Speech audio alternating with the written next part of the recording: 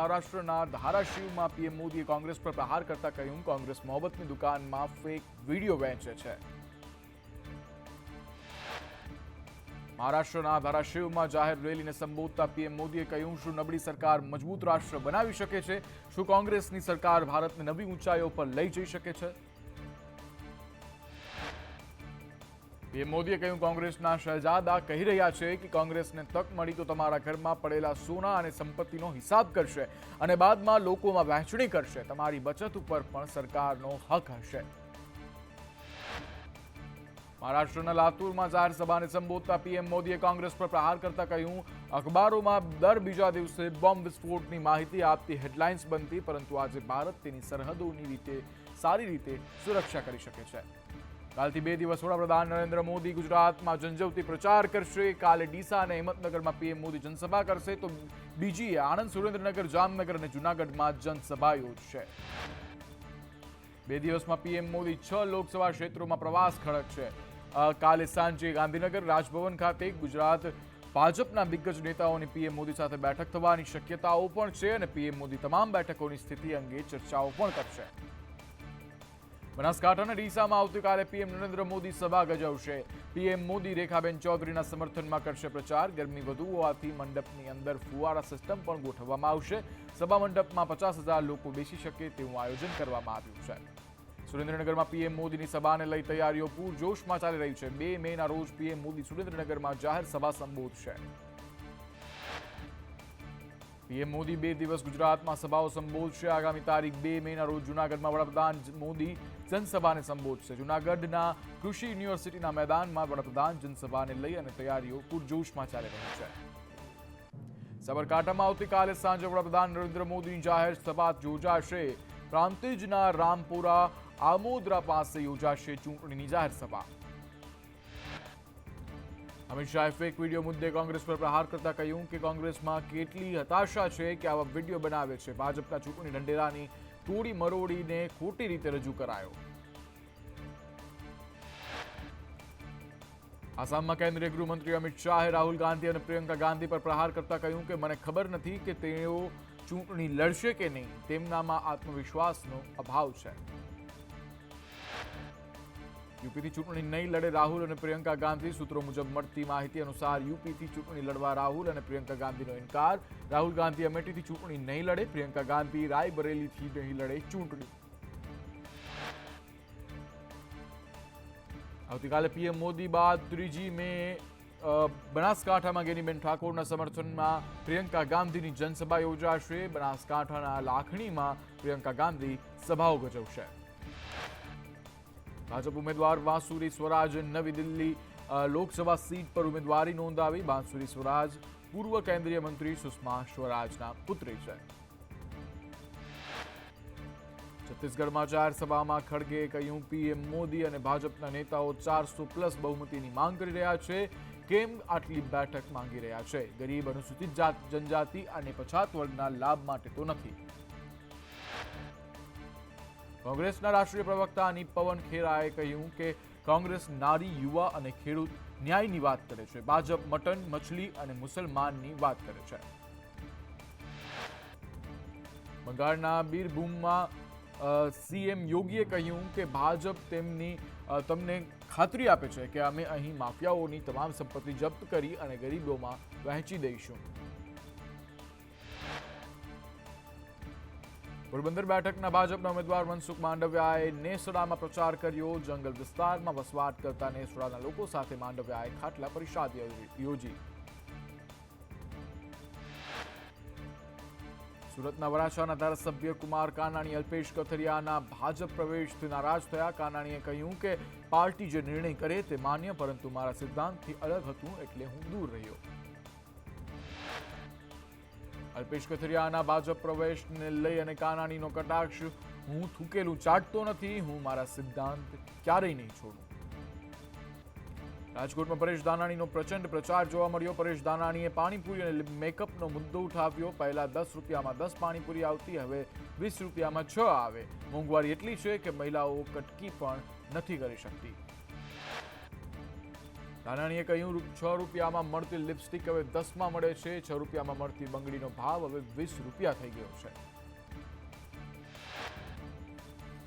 રાજકોટમાં કોંગ્રેસના ઉમેદવાર પરેશ ધાનાણીનો કટાક્ષ, અમારા સાહેબ 1.5 મહિનાથી ટેસ્ટ રમતા હતા, સ્કોર ન થયો તો મારા ભાગે T20 રમવાની આવી. રાજકોટ પ્રીમિયર લીગમાં રમવા આવ્યો છું. રાજકોટ કોંગ્રેસના ઉમેદવારનો અનોખો અંદાજ જોવા મળ્યો. કોંગ્રેસના ઉમેદવાર પરેશ ધાનાણી રમ્યા ક્રિકેટ. પ્રચાર દરમિયાન પરેશ ધાનાણીએ બેટિંગ પણ કરી. સાબરકાંઠા કોંગ્રેસ ઉમેદવાર તુષાર ચૌધરીના ભાજપના મંચ પરથી દૂધ ભાવ વધારવાની જાહેરાત મુદ્દે આક્ષેપ કરતા કહ્યું કે ભાજપના મંચ પરથી સહકારી જાહેરાત કરાઈ છે. ભાજપના મંચ પરથી ભાવ વધારાની જાહેરાત મુદ્દે ફરિયાદ કરાશે. મોરબીમાં ભાજપ ઉમેદવાર વિનોદ ચાવડાએ ઉમા ટાઉનશીપમાં બેઠક યોજી. અલગ અલગ સમાજના લોકોએ સમર્થન જાહેર કર્યું. કચ્છ બેઠક પર જંગી બહુમતથી જીતની આશા પણ વ્યક્ત કરી. છોટાઉદેપુર સભામાં કોંગ્રેસ નેતા જગદીશ ઠાકોરે નિવેદન આપ્યું કે ચૂંટણીમાં દારૂનું વેચાણ થશે. 2 દિવસ બાકી હશે ત્યારે લાલ લીલું પાણી નીકળશે. ભાજપવાળા નહીં પણ પોલીસ ગાડીઓ લઈને નીકળશે.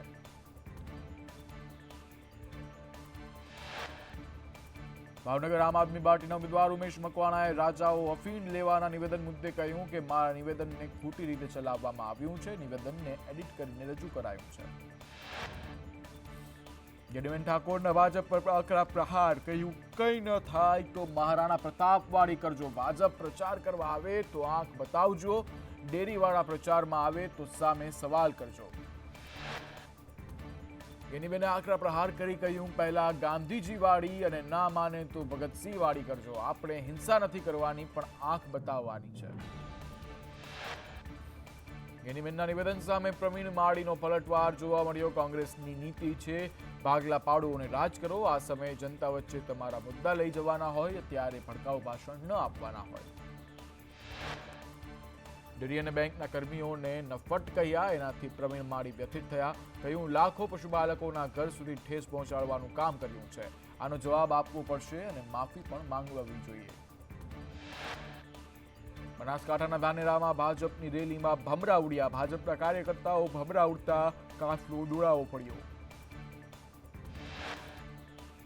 સુરત બેઠક બિનહરીફ થતા નેતા કાર્યકરો મુશ્કેલીમાં મુકાયા. મતદાન કરવાનું છે તેવા બેનરો ભાજપે સુરતમાં લગાવવા પડ્યા. પ્રચાર વખતે લોકો કહી રહ્યા છે કે હવે ક્યાં મતદાન કરવાનું છે. સુરત શહેરમાં સુરત બેઠક અને નવસારી બેઠક છે સામેલ. લિંબાયત ઉધના 84 મજૂરા આવે છે નવસારી બેઠકમાં. નવસારી બેઠક માટે આ 4 બેઠક પર સુરતમાં થશે મતદાન.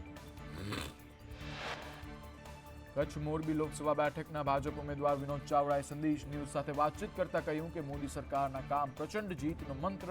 ગુજરાતની 26 બેઠકો ખૂબ મોટી લીડથી જીતીશું. ખૂબ વધુ મતદાન થાય તેવી જનતાને અપીલ છે.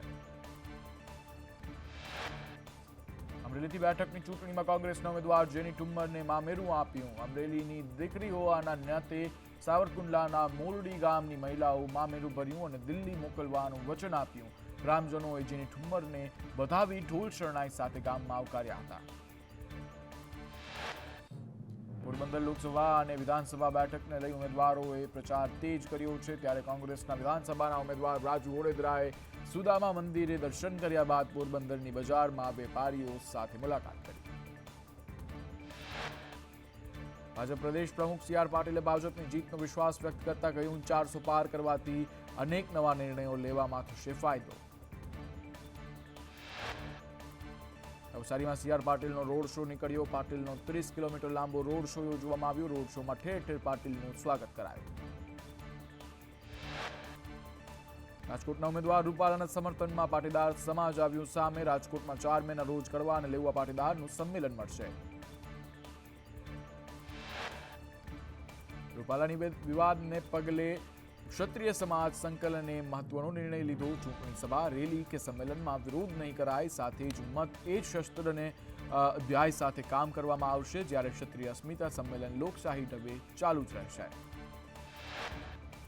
સંકલન સમિતિ સામે પદ્મિની બાવાળાનું મોટું એલાન કરવામાં આવ્યું. કહ્યું, સંકલન સમિતિના 5 લોકોને બંગડી પહેરાવીશ. પીટી જાડેજા, રમજુ જાડેજા અને કરણસિંહને બંગડી પહેરાવીશ. આ લોકો સમાજ માટે નહીં પણ સમાજનું કામ બગાડે છે. સંકલન સમિતિ કોંગ્રેસ તરફી થઈ ગઈ હોય તેમ ઝંડો લઈને નીકળ્યા છે. હિન્દુત્વ મુદ્દે પીએમ મોદી કરેલા કામ ભૂલવાના ન જોઈએ અને સંકલન સમિતિ સાથે હું નથી. 4 થી 5 લોકો પોતાની મરજીથી સંકલન સમિતિ ચલાવી આખા સમાજને ગુમરાહ કરે છે. રાહુલ ગાંધી મુદ્દે ક્ષત્રિય સંકલન સમિતિએ કેમ મૌન લીધું? આંદોલનકારી મહિલા નેતા પદ્મિની બાવાળાના પ્રહાર. વધુમાં રાહુલ ગાંધી અંગે વાત કરતા કહ્યું, રાહુલ ગાંધીનું મોસાળ ક્યું છે તે જણાવે. આમ આદમી પાર્ટીના નેતાઓ જેલમાં છે. લોકસભાની ચૂંટણીને પગલે દાહોદ પોલીસે રાજસ્થાન અને મધ્યપ્રદેશની બોર્ડર પર રાઉન્ડ ધ ક્લોક ચેકિંગ હાથ ધર્યું. આ બોર્ડર પરથી દારૂ તેમજ અન્ય કેફી પદાર્થોની અવરજવર થતી હોય છે, તેથી રાઉન્ડ ધ ક્લોક બંદોબસ્ત ગોઠવી વાહન ચેકિંગ પણ કરવામાં આવી રહ્યું છે. કોંગ્રેસના ઉમેદવાર અનંત પટેલ સામે આઈટી કરશે તપાસ. ચૂંટણી પંચમાં અનંત પટેલ સામે ભાજપે ફરિયાદ કરી. આવક ઓછી દર્શાવી હોવાની ભાજપની ફરિયાદ. ગાંધીનગર લોકસભા બેઠક પર બીજા તબક્કામાં ઉમેદવારોએ ખર્ચ રજૂ કર્યો. ભાજપ ઉમેદવાર અમિત શાહ 14,96,000નો તો કોંગ્રેસના સોનલ પટેલે 9,25,000નો ખર્ચ રજૂ કર્યો.